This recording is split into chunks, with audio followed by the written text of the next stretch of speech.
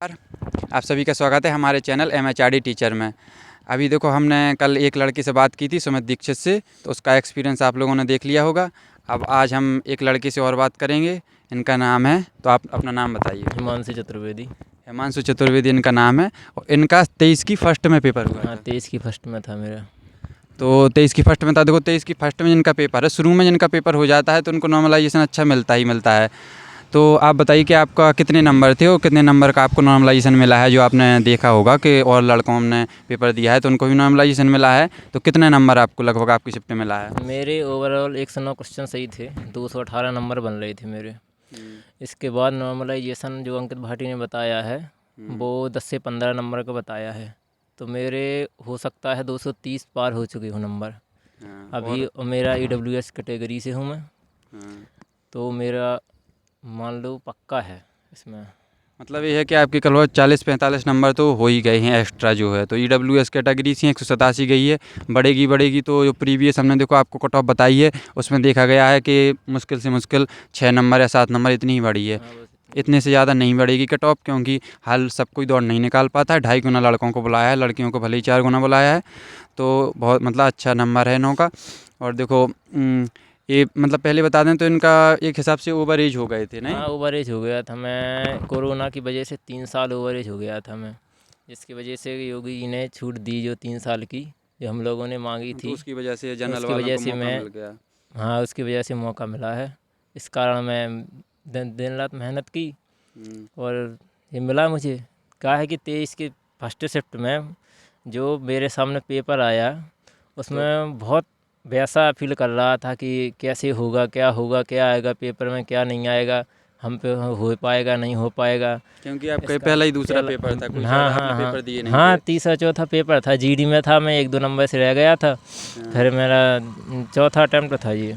एक बार में MTS हाँ, का दिया था तो बस। पहले तो इतना ज़्यादा पढ़ के भी नहीं दिए थे, और ये इस बार मेहनत करके दिए थे। इसी से आशा थी कि हाँ, इसमें निकाल लेंगे। हाँ, तो इसमें इसमें आशा बहुत थी। मेहनत थी, और पहला ही पेपर फंस गया तो उसका एक्सपीरियंस नहीं था कि कैसा हाँ, आएगा वही पेपर। मुझे लगता था कि जिन लोगों का 25 और 30-31 में है उनको तो कुल फ़ायदा मिल जाएगा, लेकिन मेरे को तो लगता था कि मेरे को कुछ नहीं मिलेगा। लेकिन नॉर्मलाइजेशन में लगता है कि मुझे, हाँ, 10 से 15 नंबर मिल चुके हैं। हाँ, तो जिनका होता है, क्योंकि वो क्वेश्चन नहीं देख पाते हैं किस तरह का पैटर्न आता है। यूपी पुलिस में देखा गया है कि जैसा पेपर पहला आता है उसी के अकॉर्डिंग सारे पेपर बनाए उसी जाते हैं। के हाँ, जो अंकित भाटी ने जो पढ़ाए थे, मानसिक रुचि, DII के काफ़ी क्वेश्चन थे जिनको दिन रात रटा है बस कि ये हाँ, तो हो जाएगा, अब की बार आएगा। 10 से 15 नंबर की मानसिक रुचि आती थी, लेकिन इस बार एक भी क्वेश्चन नहीं आया मानसिक रुचि का। उस कारण मैं पेपर देने गया, जब बाहर निकला तो मेरा मन सही नहीं था। मैंने सोचा कि मेरा पेपर बिगड़ गया है पूरी तरह से, लेकिन जब आगे देखा कि नहीं, पेपर सबका बिगड़ा है, तो मुझे लगा कि हाँ, हो सकता है हाँ। कि मेरे सही नंबर हो सकते हैं, अब मुझे नॉर्मलाइजेशन का फ़ायदा मिल सकता है। हाँ, वो तो ऐसा होता है कि जब पहला पेपर दो आप, तो उसमें क्या है, नर्वसनेस रहती है, क्योंकि पता नहीं रहता है कि पेपर का पैटर्न कैसा आ रहा है। और जो पिछला री एग्ज़ाम हुआ था, मतलब री एग्ज़ाम के पहले, तो उसमें क्या हुआ था कि मानसिक अभिरुचि के क्वेश्चन एक अचानक से आ गए थे, किसी ने सोचा नहीं था। और इस बार जब सोच के वही पढ़ के गए, वही पढ़ते गए कि 15 क्वेश्चन तो ये लगभग आएंगे, और हम लगभग 15 में से 13-14 सही कर लेंगे। और वो आपको देखने के लिए ना मिलें तो आपको एकदम से थोड़ी आप नर्वसनेस बढ़ जाती है, कि क्योंकि क्या इसमें है कि 2 घंटा के पेपर में आप पूरा पेपर तक नहीं देख सकते हैं ना, कि क्या पूछ रहा है हमसे, क्या नहीं पूछ रहा है। बीच बीच में वो लोग डिस्टर्ब करते हैं, अंगूठा लगवाते हैं, कुछ करवाते हैं, साइन करवाते हैं। वो हमको 2 घंटे में ही करना होता है सब। और गोले भी भरने होते हैं, गोले उसमें भी गोले टाइम भरना जाता है। होता है, गोले में ज़्यादा टाइम जाता है, तो इस वजह से टाइम नहीं मैं कर पाया। और तो सब सही था, पेपर भी ज़्यादा कठिन नहीं था, बस टाइम का खेल था उसमें कि और टाइम। देखो, एक बात बता दें कि बायोलॉजी के स्टूडेंट हैं, और इन्होंने जैसे 12th की BA करने लगे और एक स्कूल प्राइवेट में पढ़ाने लगे। तब इतना नहीं सोचा था कि हम भी गवर्नमेंट जॉब की तैयारी करेंगे। और फिर जब अचानक से लगा कि हाँ, पेपर दिया, एक आध जो पिछला पुलिस का पेपर दिया था, तब लगा कि हाँ, हम भी निकाल सकते हैं पेपर, तो हम तैयारी करने लगे। तो मैथ से डर लगता था, तो मैथ का क्या एक्सपीरियंस रहा, और फिर तैयारी कहाँ से क्या कैसी की? मैथ का ऐसा रहा कि मैं दीपक भाटी सर से पढ़ता था, हाँ। और अनुपम भाई से भी बहुत कुछ पूछा मैंने, बहुत कुछ अनुभव लिया है। और इसी वजह से, और वहाँ काफ़ी सब्जेक्ट मेरे GK था, बहुत अच्छी थी मेरी GK पे ज़्यादा विश्वास करता था मैं, और मैथ पे कम विश्वास करता था, लेकिन मैथ को मैंने पूरी तरह बना लिया था। तो पेपर में आपके कितने क्वेश्चन आए थे और कितने आपने सही कर दिए थे? मैथ में ऐसा था कि एक 27-28 क्वेश्चन के लगभग था, हाँ, लेकिन पूरे। मैंने 20-22 क्वेश्चन कर दिए थे मैथ के। हाँ। टाइम की वजह से छूट गए थे मेरे, 8 क्वेश्चन छूट गए थे मेरे। थोड़ी टाइम लगता था टाइम मैथ को लगता सॉल्व था करने मैथ में। क्या है कि इस बार रीजनिंग में भी उन्होंने मैथ डाली थी, इस हाँ। वजह से ये नहीं कर पा रहे थे कि क्या ये मैथ का क्वेश्चन है या रीजनिंग का क्वेश्चन है। एक क्वेश्चन रीजनिंग का था, एक मैथ का था, इस वजह से थोड़ा टाइम लगा, इस वजह से वो पेपर में थोड़ा टाइम लग गया, इस वजह से आगे नहीं बढ़ पाए हम।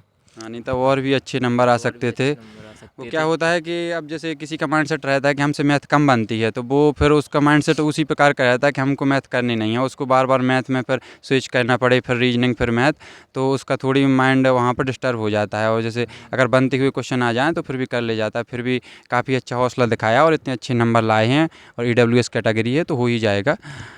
और मैं यही कहना चाहूँगा कि बस दौड़ते रहिए आप। दौड़ में ये मत सोचिए कि मेरे 1-2 नंबर ज़्यादा हैं या 5-6 नंबर ज़्यादा हैं, हो पाएगा कि नहीं हो पाएगा। ऐसा नहीं है कि 245 नंबर वाले भी नहीं जाएंगे दौड़ने, इसलिए नहीं जाएंगे कि जो छोटा है, कद में छोटा है, सीना नहीं है, बहुत सी चीज़ें हैं। कुछ लोग मात्र पसंद भी नहीं करते हैं। 1,74,000 भी तो है, लेकिन वैकेंसी अपनी ज़्यादा है। हाँ। जब 5,000 में, 1 लाख में से जब 5,000 में नंबर आ सकता है, तो 60,000 में क्यों नहीं आ सकता, 1,74,000 में। हाँ, और बिल्कुल जो बच्चे जो ऐसे ही थे, जो बिल्कुल लंबाई चौड़ाई मुँह से फटेड बिल्कुल से, लेकिन उन्होंने पेपर नहीं निकल पाया। तो 35 लाख में से 1,74,000 में आना बहुत बड़ी बात है। इसलिए मैं कहना चाहूँगा कि आप अपनी दौड़ करते रहिए और एकदम मस्त रहिए।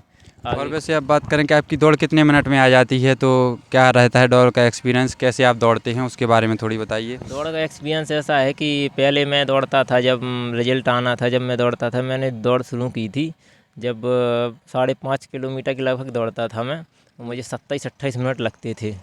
फिर मैंने सोचा कि थोड़ा 5 किलोमीटर दौड़ के देखूँ इसमें कितने आते हैं। फिर एक दो बार दौड़ा मैं तो 25-24, लेकिन अब 23.5 और 23 मिनट में निकल जाती है 48। 5 किलोमीटर दौड़ता हूँ मैं, बस 48 तो नहीं दौड़ता, 200 मीटर प्लस ही दौड़ता हूँ हर बार। हाँ, तो सही रहता है। देखो जैसे मेरा भी एक्सपीरियंस रहा है, 4-5 दौड़ मैंने की हैं। तो आपका अब अगर यहाँ पर 1-2 मिनट लेट भी हो रहा है तो वहाँ पर आपका आ जाता है, वहाँ आपका 2 मिनट 3 मिनट कम ही आता है, आपका हमेशा से कम ही आएगा। मैंने जितने भी लड़कों से पूछा है, वो अगर यहाँ पर 25 या 26 में भी निकाल रहे हैं तो वहाँ पर वो लोग 23 और 22 में निकाल के आए हैं। तो ये रहता है कि वहाँ पर जब सब लोग साथ में दौड़ते हों तो वहाँ पर इतना मोटिवेशन रहता है कि आप ऑटोमेटिक निकाल जाते हैं। यहाँ पर तो आप अकेले दौड़ते हैं, कोई दिखता ही नहीं है, दौड़ते जा रहे, कुछ वो नहीं रहता, तो वहाँ पर आपकी दौड़ बहुत आराम से आ जाएगी। और एक बार ये है ना कि अगर बार बार अगर मुंह से सांस लो, सांस में ज़्यादा दिक्कत होती है। अगर मुंह से बार बार सांस लो तो पेट दर्द करने लगता है। तो कम से कम 2-2.5 किलोमीटर तक नाक से सांस लें आप, और जब कंट्रोल नहीं होता तब नाक से सांस लें और मुंह से छोड़ें, नाक से लें और मुंह से छोड़ें, तब जाके आप आगे तक टिक पाओगे। अन्यथा पेट दर्द करने लगेगा, आगे दौड़ने में बहुत देखो कठिनाई अगर एक होगी। बात बता दें, अगर आप जहाँ तक हो सके तो नाक से ही सांस लें, मुंह से सांस ना लें, क्योंकि मुंह से सांस करना अवॉइड करें, इससे पेट दर्द की समस्या हो जाती है। अगर फिर भी आपका नहीं चल रहा है तो आप नाक से लेते रहें और मुंह से छोड़ते रहें, ठीक है। और जिससे आपका पेट दर्द ना हो। और अगर आपका कभी पेट दर्द होता है बाई चांस, तो आप एक काम करें कि जिस साइड का आपका पेट दर्द हो रहा है उस साइड ऐसे अंगूठे को नीचे दबा लें और अंगूठियों पूरी अंगुलियों को ऐसे बंद कर लें, तो उससे भी थोड़ी पेट में राहत मिल जाती है अगर कभी आपको दर्द होता है तो। वैसे आप अगर नाक से सांस लेंगे और प्रैक्टिस करते रहेंगे तो आपका पेट में दर्द नहीं होता है। पेट में कई लोगों को दर्द होता है, सुई सी चुभने लगती है, फिर दौड़ना बहुत मुश्किल हो जाता है। तो इसलिए आप ये करें कि मुंह से सांस ना लें। अगर प्रैक्टिस करेंगे तो आप फिर मुंह से सांस नहीं लेंगे, ठीक है। और इस तरह की हम और वीडियो लाते रहेंगे। इन लोगों का जब DPST होगा, और भी हमारे गांव से काफ़ी लड़के हुए हैं, करीब 8-10 लड़के हुए हैं पूरे मिला के। तो जब भी उनका DPST होगा, जैसा एक्सपीरियंस रहेगा उसके बारे में हम आपको वीडियो लाते रहेंगे। तो इसी के लिए हम हमारे चैनल को सब्सक्राइब ज़रूर कर लें, और धन्यवाद।